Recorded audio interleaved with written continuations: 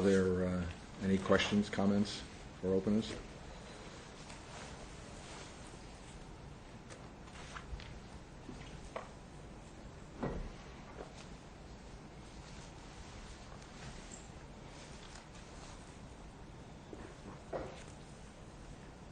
If there are none, I can just pick up where we left off,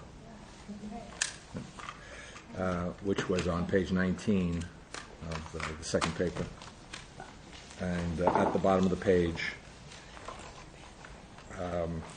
as above illustrated, the fourfold ordered set of ethical dispositions is for 4D, gratitude, productive receptivity. The foundational essence of the ethic of simplicity is the understanding that omnipotence embodies the universe, that now for the first time omnipotence itself moves to new ground, and that this is the beginning of the resurrection.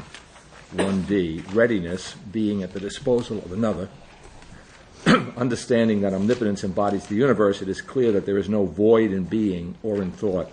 The fact that the complex simplicity of beginning, always here and now, involves being at the disposal of thought, requires of thought a reciprocal response to being.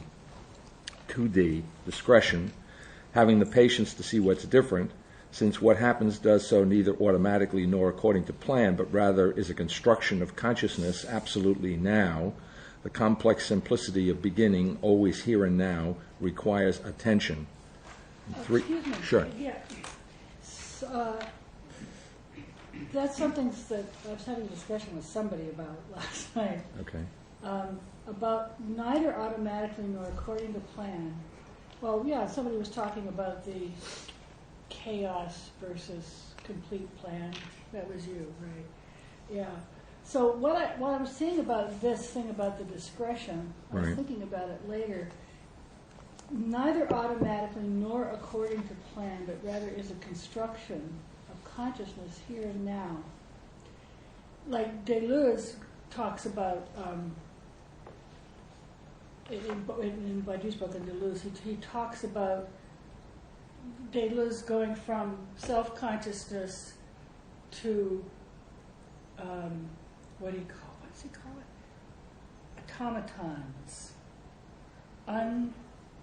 Basically unself-conscious automatons. Mm-hmm. People acting automatically according to reality. So what I'm seeing, so it was and also there's a similar thing in our work that has to do with the gaining of self-consciousness and then going past it and then it's over. Mm-hmm. Here, if you say either automatically or according to plan, it becomes clear when you think it through that those choices, and that came up when you were talking last night, I realized it later, those choices actually are there because they refer to a self. Mm-hmm. Like you can't, the only way you can have those choices is with self-consciousness. Even Deleuze's or various spiritual guys acting completely according to change language is some kind of universal will without thought. Mm-hmm. Right?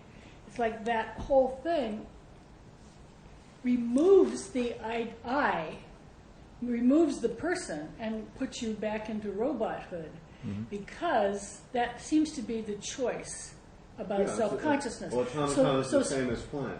Right. So specifically, what isn't happening is that the consciousness, is that the omnipotence is embodying the world. Mm-hmm. So I just want to say that I saw about that alternative, how the TNO specifically goes in that classical thing, goes beyond that alternative. Those alternatives depend on self-consciousness. The order is, whatever order there is a created order. And as we'll see a little bit later, I think in the third paper, it goes again to this real trinary logic issue that in the thinking now occurring, in some specific sense, order and disorder are not alternatives to one another, so to speak. So in the absolute now, so to speak, you need not, and perhaps ought not, to concern yourself with the consciousnesses as such, other than that you are dealing with them. In other words, I have all I can do to be the I am. I'll leave it to you to be the I you are, and then we'll relate to one another, right? So in other words, I don't have to get inside of you, so to speak. In the Buddhist model for compassion at the highest levels of the teaching, compassion has nothing to do with one's desire to help others. There's a relative compassion, there's that. But it is the spontaneous activity of the awakened person to bring other people into awakening by a kind of resonance, not by a plan or an intention. Or a feeling. Or a feeling or anything of that sort. And the other thing I wanted to say is that there are other two models for the kind of sociality that you're talking about, in which it's not that you get inside of another person's awareness, but where there is a kind of mutual participation in awareness. And that's in performance art, music, and in sports. Of course, in sports it's in a competitive context, but certainly what actually goes on between two people who are on a soccer field or has to do with a very, very intimate relationship of consciousness to and receptivity to what's event and to the production of another event. And also in performance art, it's there in classical performance of music, but particularly in improvisational context. We talked about this once before, where you have 2 or 3 or 4 people and they enter into an ongoing emergent field, and they get into a place where all the things that you say about God being willing to be surprised and not needing to be omniscient, and the impotent and the omnipotence being an openness towards what is happening, could describe what happens in a group of musicians who are in the process of an emerging composition in which anything goes, but not at all anything goes. Everything that occurs is immediately taken up into the mutuality of the consciousness and worked with creatively. So, I think those are the real models of not that anybody imagines how a political consciousness could come from that, but those are the potentials. If you imagine the 6 billion people doing performance art, there's your politics. 3D, beneficence, doing the right thing. The required attention to the complex simplicity of beginning precludes forcing. There is no pre-existent matter to be reshaped or forced by truth occurring. There is always essentially new shaping for the first time. In the unity of existing truth, omnipotence embodies, accommodates infinitely different truths. The ontological characteristics of these dimensions of simplicity are as follows. 4D, the embodiment of the universe by omnipotence itself for the first time displaces to the past the paradoxical foundation of the mathematics and ontology of subjectivity. The identity of mathematical form in the real is freed from its axiomatic limitations. Being, embodying matter mathematics is ontology. Omnipotent embodiment is the beginning of absolute polyontological difference. 1D. It follows from the omnipotent unconditioned embodiment of everything for the first time that nothing is not contained in nothing. Everything except nothing contained in nothing is embodied in omnipotence. Everything embodied in omnipotence is the actual annulment of the void. There is then nothing but in infinite alterity. There is no same to which the infinity of differences might be compared. There is nothing but the infinitely evental being of existence itself. Being here infinitely that identifies the readiness of consciousness, whose readiness for being is the form of faith. 2D. There is neither a void of thought nor a situation masking it to provide support for the notion that events inaugurate truth procedures whose upshots are the same for all. The truth perceptions that provide the matter of the ethic of simplicity occur incessantly and are by no means without objects.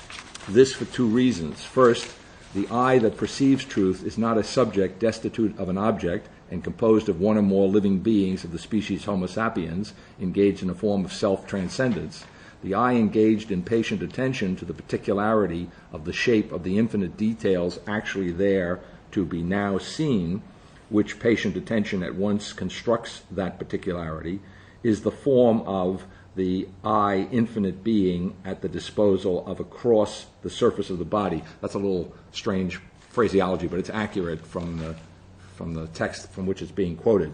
So the eye, which is the form of the body, is infinite being. I could add here, just to clarify, though I don't really like it, in the pure form of at the disposal of. And that pure form of infinite being as at the disposal of, as it were, is, parenthesis, or comes across the surface of the body. And as such, the form of the objectivity that is the body itself. The identity of the eye is its now absolutely existing particularity. Second, this body of which the eye is the form is identically what is now actually occurring, identically its objects. The perception of truth is not an infinite procedure, as it is in Badiou. The falsity of truth and falsity, not excluding the truth of falsity, excludes the truth of the hypothesis of continuity, thereby excludes its undecidability as well as the notion of undecidability, whose continuity infinitely depends upon that undecidability. The absolute discontinuity of the continuum, the inconsistency of the indiscernible multiple, assures that there is a finite perception of truth that is absolute.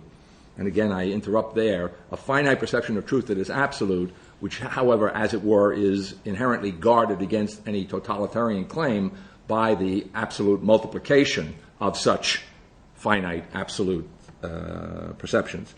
For the first time, the absolute objectivity of the particular, not the opposition of the universal and the particular. Truth as a singularity, absolutely particularized. This I, personal humanity, an absolute particular, constructs an absolutely particularized productive reception of being that is categorically truth. This I, constructing being, is the concrete form of hope. 3D. The absolutely particularized reception of being enables the I to shape the real by acting absolutely.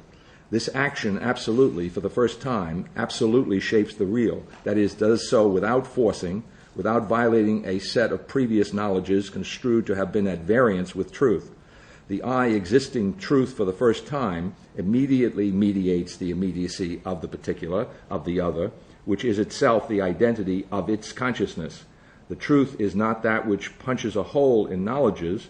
It is not the rearrangement of knowledges. The truth enacted for the first time is knowledge essentially new. Itself conformed to the fact that omnipotence now for the first time displaces to the past knowledges based on the void. The I's enactment of truth is an infinitely particular existence, infinitely new.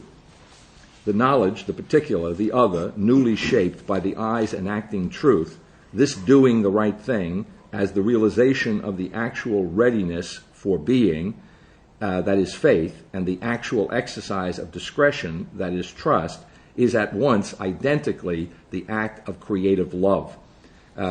So there I've reintroduced the trinary logic elements just to make vivid what's being said there. In other words, when the double O is the O squared, the actual O, the actual readiness.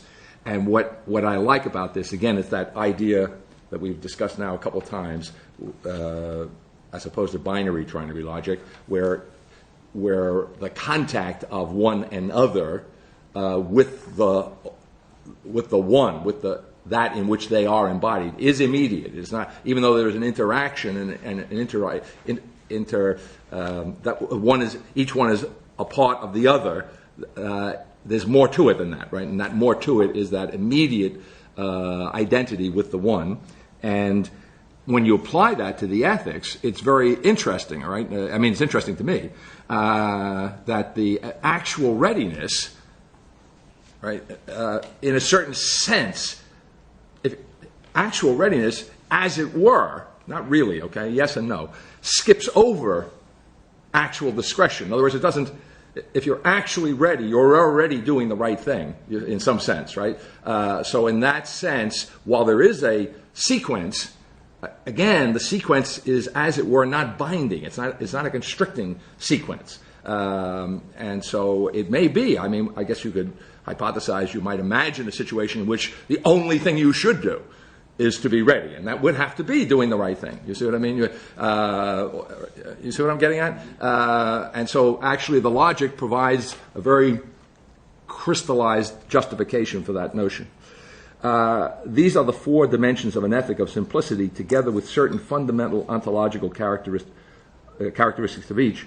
This ordering of the ethical dimensions of the infinitely eventual being of existence itself, in accord with the foundational or minimum order of real trinary logic, that is the 4-1-2-3 order, is thereby in accord with what that order embodies, an event in logic embodied in the occurrence to thought of the category of fourthness. Speaking with reference to, should be a reference to Peirce's three phenomenological categories, firstness, secondness, and thirdness, the writer says in Foundation concerning the categorically new real trinary logic, quote, the categories are ordered categorically. For the first time, the category of fourthness exists. If firstness is orients, now I'm putting this in Peirce's terms, although obviously there's going to be a transformation, as it were, of his categories once they're categorically ordered to fourthness.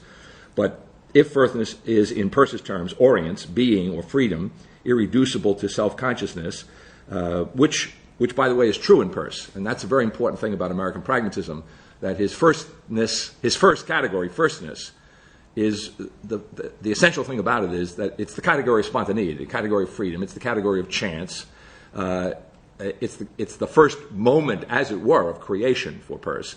And interestingly enough, as such, the key thing he wants to say about it, from which this is derivative, is that in the category of firstness, there's no reference whatsoever, including, that's the way he does it. He starts, there's no reference whatsoever in firstness, categorically, and therefore there's no reference to self. Right? So that liberates American pragmatism from the absolute self-centeredness of its European pedigree, and it doesn't altogether eliminate self-reference in American pragmatism, but it decenters it, right? It in a certain sense, it gives, already American pragmatism gives priority to the other, not in the Levinasian sense, although there are formal similarities, right? But it gives a kind of objective priority to the other, that is, American pragmatism does, but it doesn't go as far as the thinking now occurring. That is, it doesn't eliminate all self-reference altogether. But the fact that it gives priority to the other is something to be said for it. Okay, so the firstness is that irreducible to self-consciousness. If secondness is pure otherness, or existence as force or resistance, and if thirdness is the middle term, relation or essence, then fourthness is that which is originaliter, just a Latin way of putting it, originally after secondness, but before thirdness, i.e. after the pure other, but before mediation, namely the immediate existence of the other. Not secondness, not the fact of existence as force, which it is both, it is in Peirce, and analogously, it's analogous to the role of force in Badiou. But the fact of existence as, now here we have a little semantic problem, but I'm going to stay with it. But the fact of existence as actual force, the fact of existence as actuality, the fact of identity. Fourthness cannot, as has been noted, simply follow thirdness, since qua absolute relation, it is more than is required for ordering the pure relativity of consciousness. Let me just pause there.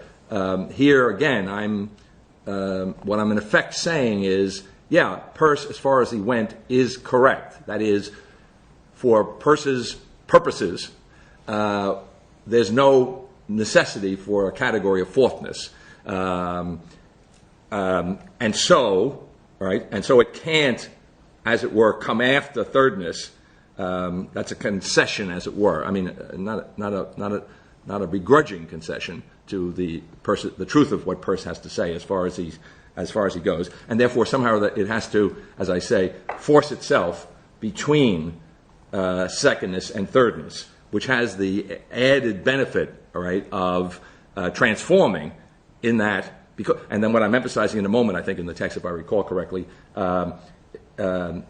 if there's no forcing in the ethic of simplicity, how can fourthness be forcing? Well, it's okay if it's forcing itself, so to speak, right? In other words, it's not forcing anything else, right? And that forcing itself is a kind of actuality, a kind of an existent actuality, which I'm calling here fact or identity, or the fact of identity is actually what I call it.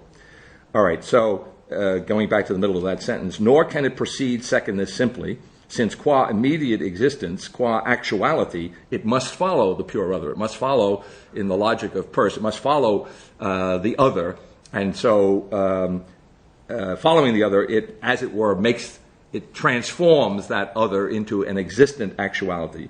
And in fact, fourthness, the fact of identity, forces itself between secondness and thirdness, and forces itself between the fact of existence as force, Peirce's secondness, and mediation, Peirce's thirdness, with an absolute originality. Indeed, as absolute originality, as that beginning absolutely irreducible to self-consciousness. And there is the point at which I want to say, not simply an irreducible category of firstness, as in the case of Peirce, but now an absolute irreducibility to self-consciousness as the beginning of a categorically other consciousness, the beginning of the consciousness of the absolute force of identity, the transcendence. I guess you could put it, if I just put it in pedestrian terms, in the thinking now occurring, if there's any forcing going on, you're going to have to force yourself, right? I'm not sure, you know what I'm saying? It's certainly not a forcing of others, right? That would be the real point. And as the beginning of a category of at the beginning of the consciousness of the absolute force of identity, the transcendence in essence of the originality of the essence of American thought, unquote. It becomes clear that the fourth dimension of the ethic of simplicity, in which it is understood that omnipotence embodies the universe, that now for the first time omnipotence itself moves to new ground, is itself an embodiment of fourthness, forcing itself between the fact of existence as force and mediation, with and as absolute originality, as the beginning of a categorically other consciousness, the beginning of the consciousness of the absolute force of identity.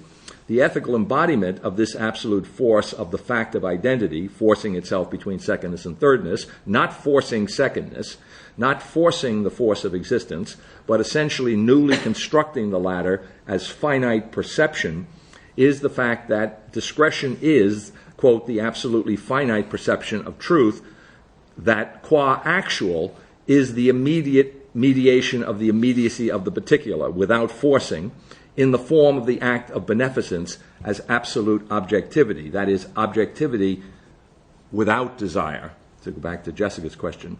Thus, the essentially new structure of the four-dimensional ethic of simplicity embodies the displacing to the past, for the first time, of the otherwise diverse logics of intermediary truth common to Peirce and Badiou, in different ways, of course.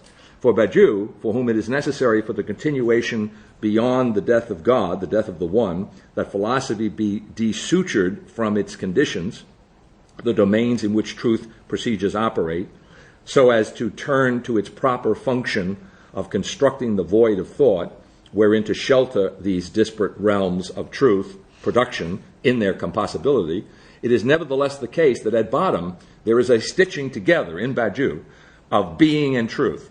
Badiou says straight out in Philosophy and Art, quote, the void sutures all truth to the being of that of which it is the truth. So having desutured philosophy from its conditions, right, we wind up with a suturing. That we can't get rid of the suturing in Badiou. We've got to suture something. We're going to suture truth and being, okay? Unquote. Indeed, this suturing of truth to being is of a piece with the axiomatic, essentially arbitrary foundations of Badiou's return of philosophy itself and its will to universal address. In Foundation, immediately after the place last quoted, the writer says, in effect, that short of real trinary logic, the essentially new logic of absolutely evental existence, all logic is at bottom a bursting apart of sutures. And then I quote, what occurs here and now is the fact that logicality forces itself, at once is logicality forcing itself, through and over the radical illogicality of a logicality the elements of which do not exist in such a way as to reduce the radical dishiscence, and then I put in brackets dehiscence, the rupture of sutured edges of a wound. Let me just pause there. There's a little linguistic thing. The dishiscence is a neologism of mine, and I've just taken when I wrote that text from which I'm quoting, I had just taken the normal word, which you'll find in the dictionary, dehiscence, and kind of emphasized it with the dis, right? So even though I don't mention sutures directly, I do in the language of the text, of the circle of merely logical elements to logic, to, in the first instance, the logical order par excellence, firstness, secondness, fourthness, and thirdness. That's a reference back to in effect, back to Foundation, the logical chapter. And in the second instance, to the absolute order transcending the logical order, the existential order par excellence, the logical order logically grounded, that is fourthness, firstness, secondness, and thirdness, or fact of identity, reflection, appearance, and essence, unquote. Stating the order in terms of its ethical embodiment, gratitude, readiness, discretion, and beneficence. The ground structure of the ethic of simplicity is then the recognition of the absolute originality of the immediately existing other. In effect, the recognition of the immortality of the living human animal. For Badiou, the person otherwise bound to the circulation of sense exceeds itself through participation in the subject, the immortal, who may come to be from time to time in the wake of one or another chance event. For the thinking now occurring, the person is always and everywhere creating the world, existing the world for the first time, and in this way essentially and absolutely exceeding itself. Indeed, the person is the absolute exceeding itself, always and everywhere the creating of a new world and a new humanity. Nor is the person blindly bound to the circulation of sense, but now comes into the inheritance that is the creation of the very organs of sense. In Foundation, speaking of the foundational order of the logical elements following the event of fourthness, the writer says, quote, "This last is the order of the transcendental dichotomy in which the priority of the absolute originality of the immediately existing other is logically perceived, that is, in which the priority of the absolute irreducibility to self-consciousness of the immediately existing other is logically perceived. Absolute identity is perceived. If the essence of the New World Order is to create a new world, then it is clear that the transcendence of the merely relative originality of the essence of American thought, while, and precisely because, it is the transcendental founding of the organs of sense, while, and precisely because, it is the absolute window of the knowledge of what is transcendent, while, and precisely because, it is the absolute perception of the new humanity, is not, nor can it be, a form of time itself before now, a form of expectancy, a form of experiencing the presence of the world, not even the presence of a new world. The essence of the new world is absolutely to create the new world, to create the new humanity," unquote. Beyond presence, but then beyond absence, beyond the void. For the first time, thought, in essence, omnipotence is nothing but existence.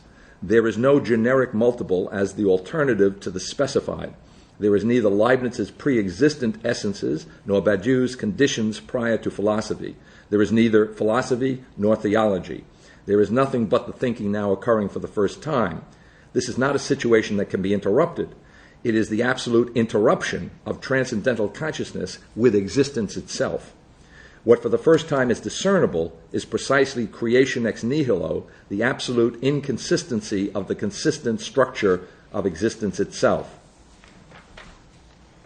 So that's the end of that. That last point, that would be Yeah. the intuitionist choice sequence point that I was telling you about last night. Okay. That each actual position in a proof can start fresh, because the requirement is that each statement be backed up by its own consistency proof.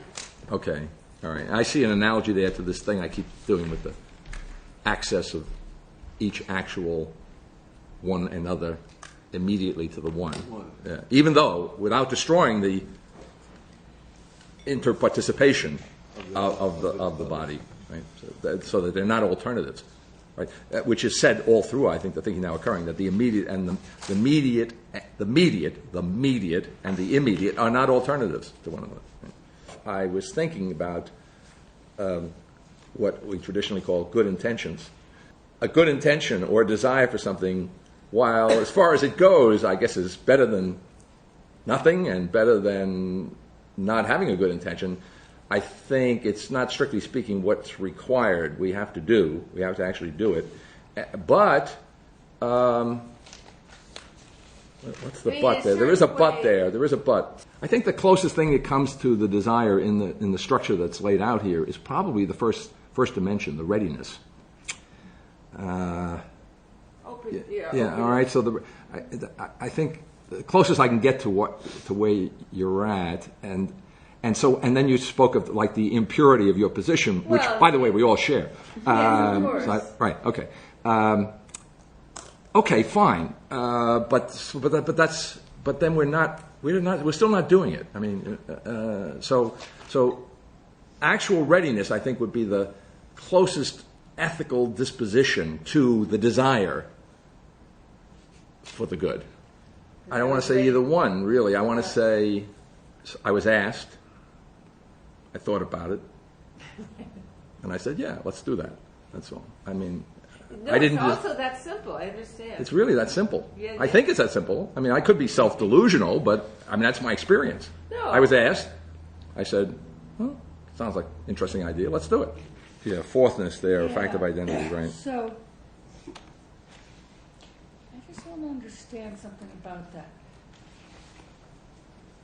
Is the word identity there because all existence, actual existence, is particularly something? Like, Yes.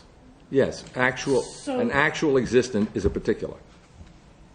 right. And if I put actual existing particular, I've got identity, so to speak. Okay, I just wanted to make sure that I understood that. So that's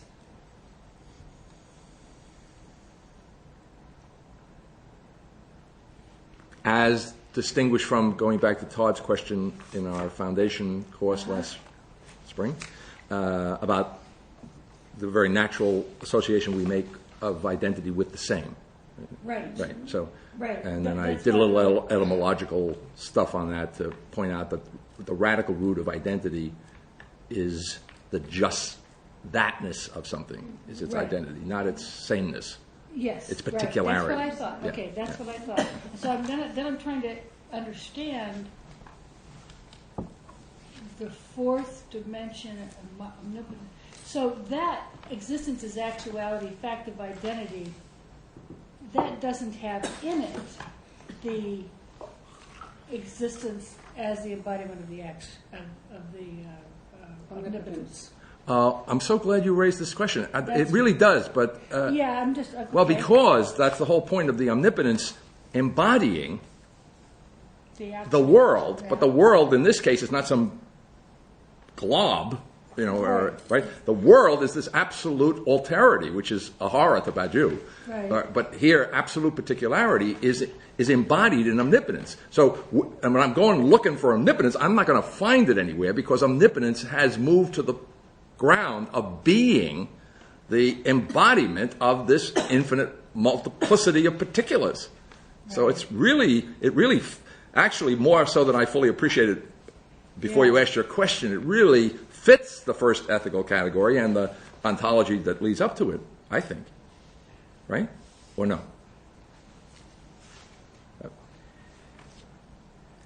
Well, when I see the words existence as actuality, fact of identity, Right.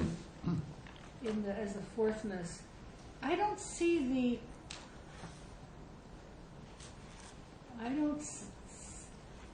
what I think of as omnipotence. I'm trying to No, that's right, because I don't see it like you're blinking back at me. yeah, that's right. You're looking for you're dealing with what I think in this third paper I'm going to call the idea of omnipotence. Okay, right, good. So that's, I realize I've got all kinds of stuff stuck to that Right, word still. yeah, I'm just trying to see how to get it unstuck. Sounds like looking at the third paper might be the way. It might. Let's hope so. Okay. Any other? Thank you. Yes, I actually had Yeah. a question about, let me see, where are we, page 19. In 4D, which is like we have almost arrived at TNO, and the omnipotence embodies the universe. And yet, at the same time, in the defective dispositions, you have the most powerful, more powerful than all the others. Right. Impotence, hatred, and malice. Right. So the question that I had is because 4D is at the most evolved level of the TNO, perhaps. Or Which? What's 4D? No, I understand that. Yeah. So what do you say? Oh. How come that? Well, that's foundational in that sense. Most of 4D, right. omnipotence category, Right. Ontologically, is yes, that's foundational in the thinking now occurring. Right? Right. Is that what you mean by most Yeah. developed? Yeah. Right. All right. And yet, within that, the defective dispositions are the most powerful, more Correct. powerful than But- and all the others. but And that I was seems- wondering. It seems to be appropriate if you're dealing. If the positive reality is omnipotence, then the negative should be at least. At the equal level. I thought that was what Yeah, it was something about. like that, Okay. yeah. Okay. In our work, it's the hatred, the beast, and the hatred of God. Exactly. Right. It's Satan and God. The hatred of God is the hatred of the good. Yeah. Which, Is speaking the specific ethically, issue that comes at the level of God's love. Okay. yes, Yeah. of God's love, and therefore, what these negative dispositions have in common at the various degrees of intensity is ingratitude. Yeah. All right, but we're going to talk about those in a little more depth in this paper, I hope. Gratitude. Okay, so paper 3, good and evil.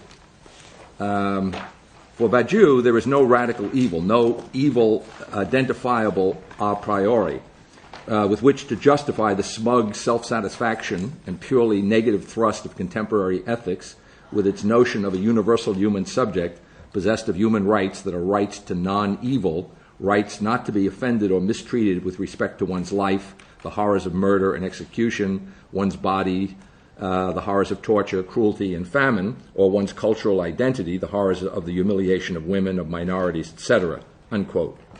The notion that evil is known a priori supports a fundamentally negative and reactionary notion of the good that reduces man to being merely a mortal animal. Badiou says, quote, "We must reject the ideological framework of ethics and concede nothing to the negative and victimary definition of man.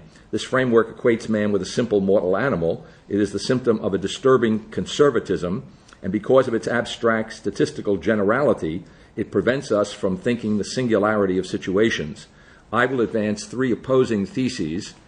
1, man is to be identified by his affirmative thought, by the singular truths of which he is capable, by the immortal which makes of him the most resilient and most paradoxical of animals. Thesis 2, it is from our positive capability for good, and thus from our boundary-breaking treatment of possibilities and our refusal of conservatism, including the conservation of being, that we are to identify evil, not vice versa. Thesis 3, all humanity has its roots in the identification in thought of singular situations. There is no ethics in general. There are only, eventually, ethics of processes by which we treat the possibilities of a situation," unquote. In place of the abstract statistical generality of conservatism, Badiou's revolutionary thought, equating man with a complex possibility of immortality, puts forward a concrete singular generality in the form of the truth procedure operating in the transformation of a singular situation. For Badiou, a someone is nothing other than himself, a multiple singularity recognizable among all others. Someone, unquote, someones as such are individual human animals engaged in activities ultimately reducible to preservation in being. For Spinoza, preservation in being is the fundamental principle of ethics, but for Badiou, preservation in being is merely the basic interest of animals in general and of the pre-ethical human animal. Caught up in a truth process, a someone, a known singular multiple, is, quote, in excess of himself, because the uncertain course of fidelity passes through him, transfixes his singular body, and inscribes him from within time in an instant of eternity. This someone is internally and imperceptibly riven or punctured by this truth that passes through that known multiple that he is. The someone was not in a position to know that he was capable of this co-belonging to a situation and to the hazardous course of a truth, this becoming subject, unquote. Just here it can be seen that Badiou conceives a revolutionary form of reason.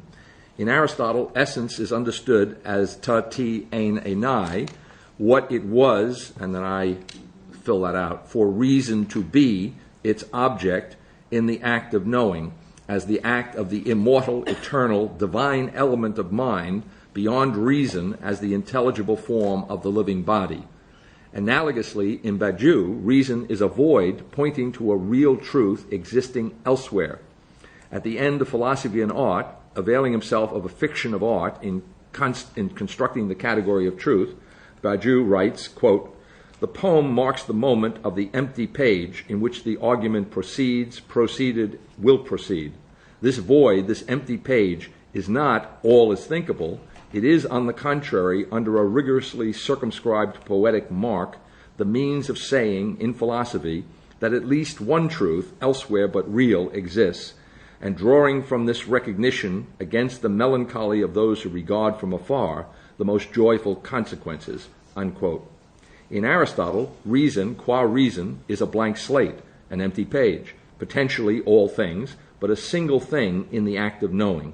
Analogously, in Badiou, the void of reason is not all is thinkable, but rather one real truth exists elsewhere. The elsewhere is the procedure of inscription carried out by a subject induced by an incalculable, unpredictable event in which a truth is exposed to eternity and in which, becoming subject, someone is inscribed in an instant of eternity. In Badiou, Aristotle's eternal act of knowing, noesis, actualizing reason's potentiality, has been replaced by an act of transforming knowing, by a revolutionary noesis, or a revolutionary, I can't say act of knowing exactly, but act of truth might be in Badiou's case. There is no prime mover, but there are gods who chance to come to be from time to time, the subjects, the immortals. And when a someone will have entered into the composition of one of these subjects, quote, insofar as he is self-subjectivation, the someone exists without knowing it, as surely as does, unquote, as surely as does Aristotle's rational form of the body in the act of knowing. So those of us who have gone over Aristotle and Novitas Mundi, the paradox in Aristotle is that the act of knowing transcends reasons, right? And so that's why essence is defined, we say, as what it was to be, right? Which is very interesting historically, because when we get to Thomas Aquinas, I think we pointed out in one of these courses, Thomas, who is an Aristotelian, as much as you can be an Aristotelian and have faith, in effect, not quite deliberately, effectively transforms Aristotle, of course. And interestingly enough, instead of saying, as Aristotle says, the essence is what it was to be, Thomas says the essence is what it is to be. Okay? So because already the transparency of the subject to the object in Thomas has opened up. All right, so the act of knowing in Thomas Aquinas is not beyond reason. It is reason's act of knowing, and therefore the essence that's involved in that act of knowing is what it is for reason to be its object. You see? Not what it was to be, as it is in Aristotle. So in Aristotle, it's that kind of forgetfulness, that kind of exceeding of reason, and the someone analogously exceeds itself in Badiou's situation. All right. Let's see now. I think have I lost my... No. Okay. In Badiou's revolutionary form of noesis as interruptive transformation of established knowledges, consistency in the midst of a truth process is the engagement of one's singularity, the animal someone, in the continuation of a subject of truth. It is to submit the perseverance of what is known to a duration peculiar to the not known, unquote. Someones are capable of exceeding themselves through their participation in the singularity of a truth-bearing subject. For Badiou, this side of our, quote, boundary-breaking treatment of possibilities and our refusal of conservatism, unquote, there is neither good nor evil. This side of the event and the subject that follows of it, there is no good or evil. So, in other words, there's no... The animal level of human existence is innocent, as he's going to say. I think I'll quote him on Nietzsche in a while. Beneath good and evil. Huh? Beneath, yeah, he's going to say beneath. Okay, so the concept of the duration peculiar to the not known that needs to be sustained and the concept of the good are intimately related. In Ethics, Badiou says, quote, considered in terms of its mere nature alone, the human animal must be lumped in the same category as its biological companions. Thus conceived, and this is what we know him to be, it is clear that the human animal in itself implies no value judgment. Nietzsche is no doubt right once he has assessed humanity in terms of the norm of its vital power to declare it essentially innocent, foreign in itself to both good and evil. His delusion is to imagine a superhumanity restored to this innocence, once delivered from the shadowy, life-destroying enterprise led by the powerful figure of the priest. No life, no natural power can be beyond good and evil. We should say, rather, that every life, including that of the human animal, is beneath good and evil. What provokes the emergence of the good, and by simple consequence, evil, exclusively concerns the rare existence of truth processes. Transfixed by an imminent break, the human animal finds its principle of survival, its interest, disorganized. We might say then, if we accept that someone can enter into the composition of a subject of truth, that the good is, strictly speaking, the internal norm of a prolonged disorganization of life, unquote. The duration peculiar to the not known is a prolonged disorganization of life. The good is the internal norm of the prolonged disorganization of the principle of survival. If there is evil, it, like the good, does not exist outside a truth process and is to be understood in relation to the quote, norm of a prolonged disorganization of life, unquote, that is the good, as something unruly. I think what Badiou is saying, when an event occurs, it's effectively calling attention, assuming it's responded to in the form of a subject, and that subject enlists someone's to compile it, compose it. What then goes on in light of the event, so to speak, is a disorganization of the pre-existing situation, which by definition would present itself, or would be understood to be organized, completely organized. So in order to break through, to put a hole in sense, to put a hole in knowledges, is to disorganize that. And because the truth procedure is an infinite procedure, right? Not only not quickly completed, but strictly speaking, never actually completed, right? Then it's by definition prolonged. In other words, and then the question of keep going, the question of fidelity in Badiou's sense comes into play, which is uncertain and undecidable how long someone will maintain the inscription of the truth in the situation, and is always subject to the pressures to betray that original event. So that's what he's talking about there, and the norm of that. So in other words, and so what governs that prolonged disorganization, that's the good, right? And you can only know what the good is in the situation, right? So there's no, because there can't be. He's a Platonist of the multiple, right? For Plato, it's simple. There is a good generating the whole of reality and the whole of truth, the whole of everything, including truth and reality, descends from the one, the good, the idea of the good in Plato. So the Platonism of the multiple, as it's implemented by Badiou, is precisely not to abandon the good, not at all, but to say that the good is as multiple as situations. Okay? And so again, another point of intersection with the thinking now occurring, which I just said at the end of the last chapter, I think. There's a kind of infinite multiplicity of truths. In a certain sense, Badiou could be understood to be saying that, except that the truths that he's talking about are truths of a situation, not the truths of a person. You see? So from the perspective of the thinking now occurring, he has abstracted, so to speak, truth from the infinitely concrete being there that the thinking now occurring conceives of. But it's the someone, which is the person who recognizes the truth of that situation. In Badiou? Yeah? I think he sometimes speaks a little bit ambiguously, but I think strictly speaking it's the subject. The coming to be of the subject. The immortal is the not the person, but it's the subject. It's the subjectivity. It's the. It doesn't recognize the truth of the situation. It recognizes the event and then applies it to the situation. It bears the truth of the situation, I think is the way he phrases it. The persons are enlisted in that, and they can drop in and out of it. I suppose you could say, I think there's probably some kind of personal recognition, but I think the technical distinction would be, which has already been mentioned by Badiou, and I'm going to go back over it in a critical way later in this paper. I think the distinction is this, that yes, the someone, what we would call the person, I would call the person, does have to, in some sense, be aware and volunteer, right?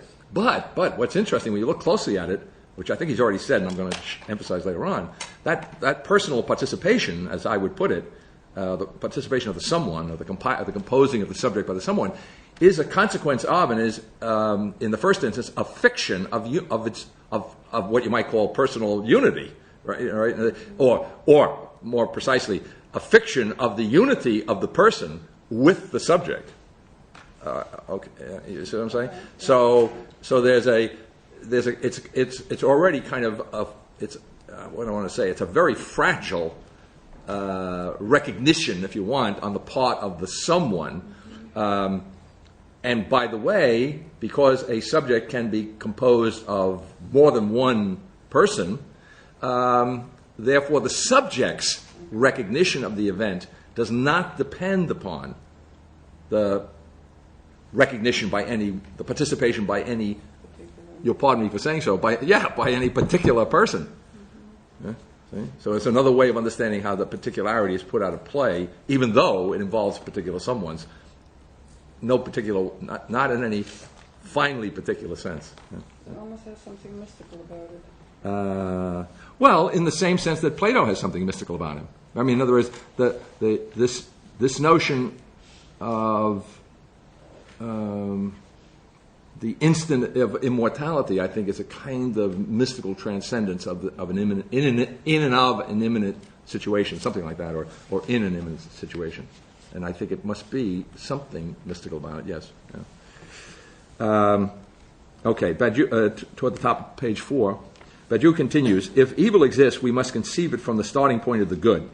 Without, you understand, I think, the context. I don't know how much I've emphasized it in the paper, but his critique of ethics, as he puts it in quotes, is fundamentally on the question of evil, is that it presumes, I said at the beginning of the paper, but I don't think I beat it to death, it presumes a radical evil. And Badiou's point, of course, is that that there's a kind of evil independently of any concern for the good or issue of the good. There's just an evil there, and it needs to be defended against or attacked or whatever.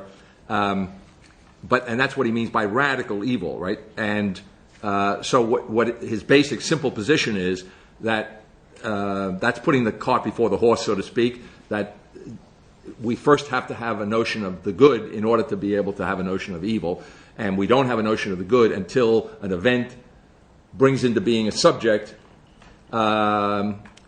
which involves the prolonged disorganization of the situation, which in turn makes intelligible the good as the norm of prolonging that disorganization so as to inscribe the truth in the situation. So the priority of the notion of the good to evil, there's no evil without a prior recognition of the good. Badiou's fundamental position squares with the notion that without an event, there's no good and no evil. Right? Okay. All right, so Badiou continues, if evil exists, we must conceive it from the starting point of the good. Without consideration of the good, and thus of truths, there remains only the cruel innocence of life, which is beneath good and beneath evil. As a result, and however strange the suggestion may seem, It is absolutely essential that evil be a possible dimension of truths. We cannot be and there that phraseology will be an opening later on to the critique from the perspective of the ethic of simplicity. We cannot be satisfied on this point with the overly facile Platonic solution: evil as the simple absence of truth, evil as ignorance of the good. So for the very idea of ignorance is hard to grasp. For whom is a truth absent? And here again, I felt a real point of intersection with the thinking now occurring, right? In other words, I don't know whether this is the right term to use for Badiou, whether he'd be comfortable or not, but there's a certain existentialist thing that he's calling attention to here. For whom is a truth absent? For the human animal as such, absorbed in the pursuit of his interest, there is no truth, only opinions through which he is socialized. No event, right? The human animal, qua human animal, is not seen and cannot be seen and does not see him or herself in the context of an event, of truth, and so forth. So there's no issue. It's that innocence of self-interest, animal self-interest, that is. There is no truth, only opinions through which he is socialized. As for the and there you can also pick up. You can pick up. He doesn't beat it to death, but the reason why society appears in the ethic of simplicity and it doesn't appear in the ethic of truths is that society, being socialized, society is the animal kingdom. It's the human beehive. So that's what Badiou really understands by society. As for the subject, the immortal, he cannot lack the truth, since it is from the truth and the truth alone, given as faithful trajectory, that he constitutes himself. If evil is, all the same, identifiable as a form of multiple being, it must then be that it arises as the possible effect of the good itself. That is to say, it is only because there are truths, and only to the extent that there are subjects of these truths, that there is evil. Or again, evil, if it exists, is an unruly effect of the power of truth, unquote. He says, for the, quote, for the human animal as such, there is no truth, unquote, while the subject constituting himself from the truth alone cannot lack the truth. When Badiou points to the fact that, strictly speaking, evil cannot be ignorance of the good, his thinking intersects the thinking now occurring at the point where the latter likewise understands that evil is not a consequence of ignorance. At the point where revolutionary metanoesis, I think I parsed that out for you last night, okay? Just another way of referring to the thinking now occurring, but it's a handy way of, it suggests the act of knowing, and meta, it suggests a new act of knowing, it suggests a revolutionary act of knowing, it suggests a change in the act of knowing, something like that. And it's going to be contrasted in a moment with the revolutionary noesis that I'm crediting Badiou with. At the point where revolutionary metanoesis understands the distinction basic to Badiou's revolutionary noesis, not metanoesis, all right?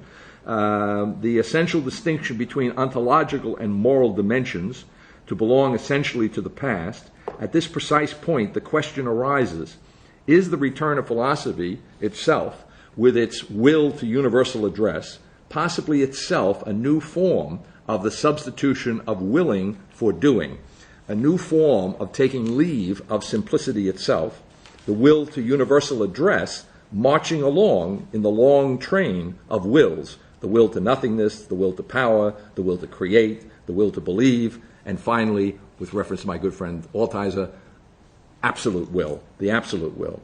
This question arises at the intersection of thinking formally and thinking essentially revolutionary. The former, thinking formally revolutionary Badiou, thinking essentially revolutionary, the thinking now occurring. The immediate answer is that the will to universal address is to be understood as a will to change. Badiou's thought that the starting point for the conception of evil is the good intersects the thinking of Thomas Aquinas. In Summa Contra Gentiles, Thomas writes, quote, "Now with these considerations we dispose of the error of those who, because they noticed that evils occur in the world, said there is no God, that there is no God. Thus Boethius introduces a certain philosopher who asks, if God exists, whence comes evil? But it could be argued to the contrary, if evil exists, God exists. For there would be no evil if the order of good were taken away, since its privation is evil. But this order would not exist if there were no God." Unquote. For both Aquinas and Badiou, evil is not conceivable without the prior being of the good. But whereas for Thomas, the good is a matter of the organization, order of being in general, which organization, order, quote, would not exist if there were no God, for Badiou, the good is the norm of a disorganization, disordering of the being internal to a situation, which disorganization would not exist if there were no truth coming to be in the situation and no subject who bears that truth. In complementary ways, the diverse understandings of the relation of good and evil in Badiou's revolutionary form of noesis and Thomas's transcendental form of natural reason intersect and diverge from the revolutionary metanoesis now actually occurring for the first time. Revolutionary metanoesis, qua unum absolutely transcending, unity ex abysso, the death of philosophy, shares with Thomas the notion that there is God, that there is the one, but precisely qua unity ex abysso diverges from Thomas insofar as it shares with Badiou the notion that the good is related to a disorganization, disorder of being. But, unlike Badiou's formally revolutionary noesis, revolutionary metanoesis, essentially revolutionary noesis, qua identity univocally predicated of the change of identity, understands that the disorganization, disorder of being is not an alternative to an organization, order of being. That the organization, order of being is not a characteristic of a pre-existing situation. Revolutionary metanoesis knows nothing of stasis, which is just a Greek term for what we say in English, I think, stasis. Right? Although it has other connotations which come out in a moment. Here they are. Of sedition, faction, or party. It's very interesting. It's an interesting thought that the root of the Greek term for civil war is stasis. So the notion that the interaction, normal interaction of the body politic, if I put it in Platonic terms, really, breaks down, and the two opposing camps, which is typically the conservatives and the liberals. I forget what they call the liberals in Greece. Doesn't seem to be the right term, but they were definitely the conservatives and the other guys. And they would go and stand apart and opposite one another, right? Whether literally or, literally when it came to battle, I suppose you could say. Revolutionary metanoesis knows nothing of stasis, of sedition, faction, or party. And that would be a quick and essential way of understanding why politics is not the domain in because it's hard, as I think Jessica was saying the other day, to conceive of politics without, what was it, sex and something other. That was it. Okay, well, all right, I'm running the ideas together, but it seems to me there's something there. Essentially, revolutionary noesis knows nothing of the necessity for a division of a whole in order to accommodate novelty, least of all to accommodate the incessant novelty of existence itself. The disorganization that is organization, the disorder that is order, is not a breaking in two of a one, nor is the one unbroken by the infinite alterity of existence itself a same. The one is the absolute otherness of omnipotence itself, now embodying that which embodied it when hitherto it compared itself to the creature. It's a reference to the incarnation. As such, it is simplicity itself actually existing. The simplicity itself of omnipotence is its embodiment of infinite differences. If omnipotence is the fourth dimensional ontological analog in the index of the ethic of simplicity, corresponding to the ethical disposition of gratitude, one might inquire, where is simplicity as ontological analog in the ethic of simplicity? If omnipotence actually existing for the first time, the one is the absolute otherness of omnipotence itself, now embodying that which embodied it when hitherto it compared itself to the creature. You want me to parse that? Yeah. As I was saying, I think probably yesterday in one of our sessions, it came home to me in preparing this seminar. Not that it isn't there. In fact, it is there. I mean, I could find the text and did find the text, in, for example, as early as Novitas Mundi. But it came home to me how powerfully the thinking now occurring depends upon and coincides with, in some sense, this what I'm now calling here, although I actually quoting myself, I think, from Foundation, omnipotence moving to new ground. All right? So in other words, what I'm saying is, in this sentence, that what's the word? To fill in what it means that omnipotence moves to new ground is to say that now, for the first time, omnipotence embodies the incarnation. All right? So in other words, if you imagine that Jesus embodies God, right? The word incarnate is God being embodied in human form, being embodied by the person Jesus. That and then the basic thought in the thinking now occurring on one level is that, well, if that really happened, I mean, my simplistic way of putting it is, if that really happened, then that could not have happened without having, I'm going to really oversimplify, really distort this, without having a ripple effect in the creation, right? The Godhead can't somehow or other enter into and become really a creature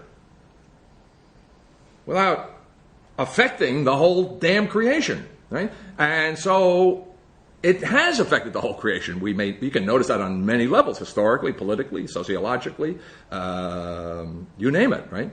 And now we could say maybe ethically, right? But before ethically, intellectually, all right? And it's been doing so for a couple of thousand years, all right? So it's had all those effects independently of what's now occurring. Yes. You see what I'm getting at? Yes. And so all of that, all right, now that whole kit and caboodle, yes, right, is now embodied in omnipotence itself. That's, as it were, a new move on the part of the Godhead, above and beyond, so to speak. That's wrong. Maybe within and throughout, penetrating the previous notion of the incarnation. Right? So that now we have, and in that sense, Ali's recurrent problem, that in that sense, omnipotence is so near to us that we can't. It doesn't signal back. So, I think that was your image, right? It doesn't signal back because this is it. This is it, right? Omnipotence has given itself over completely to embodying the infinite alterity that is absolutely existence for the first time. All right. That's what that sentence is talking about in a kind of straightforward way, but not without much explanation. And the hitherto compared itself to the creature, that part relates to the incarnation, right? So so you could say the incarnation solved that problem. That would, right? And having solved that problem, then it made possible, but not necessarily this move. Yeah, the incarnation is understood. It's not that there was a man, a human being, right, whom God entered into, so to speak. Okay. The incarnation is God in the person of the Word, assuming human nature. Okay, so there's only one person from the get-go. Got it. Okay. Does that answer your question in any way? Jesus okay. was never a creature. No. Yeah, Jesus was a creature. He is a creature. That's the problem. That's the problem. That's the creature that was God. That's right. He's the God-man, true God and true man. Got it. One person. This is just Orthodox Chalcedonian dogma. One person, two natures. Now, is that a problem? Yeah, it's a problem like the Trinity. Now, of course, for the thinking now occurring, both of these problems don't exist anymore. Okay, but traditionally, in a self-conscious world, right, trying to cope with three persons who are one being, or coping with one person who is both God and man, that's a problem. But what I'm saying is, yeah, it's a problem for self-consciousness. Okay? And now we have kind of gotten to the point where, thank God, we are free from self-consciousness, and this is not a problem. This is not an intellectual problem. Maybe another kind of problem, but it's no longer an intellectual problem. Right? We're encouraged a little bit by what the quantum mechanics guys have been doing, but that's not deep enough, right? But okay. Okay, so below that, somewhere I was. Let me pick it up from there. If omnipotence, toward the bottom of third line from the bottom of 5, if omnipotence is the fourth dimensional ontological analog of the index of the ethic of simplicity, corresponding to the ethical disposition of gratitude, one might inquire, where is simplicity as ontological analog in the ethic of simplicity? If omnipotence, actually existing for the first time, is the foundational essence of ontological order, where is simplicity? Remember, I said casually the other day that where we might understand that the thinking now occurring could be related to Augustine by noting that Augustine has as his chief attributes of God simplicity and immutability. and as it were, the thinking now occurring retains simplicity, and as it were, substitutes for immutability omnipotence, right? So if these are the true attributes of the divine in the context of thinking now occurring, and we're even calling this ethic, which is founded in omnipotence, we're calling it an ethic of simplicity. Well, where is it? Why isn't it on the chart, so to speak, is the question. Simplicity might be a fifth dimension conceived as a supplement transforming